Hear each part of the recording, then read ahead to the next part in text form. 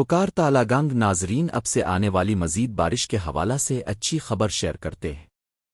اس سے قبل اپنے گزشتہ شب اور رات کو ہماری پیش گوئی کے مطابق پنجاب اور خیبر پختونخوا کے مختلف علاقوں میں تیز ہوا گرج چمک کے ساتھ بارش دیکھی۔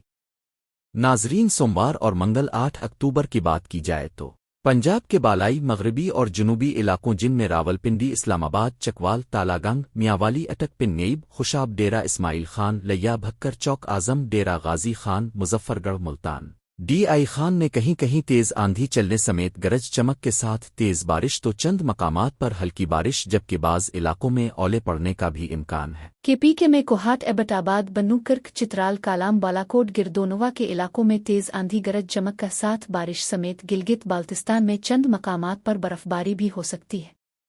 زیارت بارکھان، ڈیرہ بگٹی، صوبی، کوہلو، کوئٹہ، گردونوا میں بھی سوموار کے روز گرج چمک تیز ہوا کے ساتھ بارش تو چند مقامات پر اولے بھی پڑنے کے خدشات موجود ہیں۔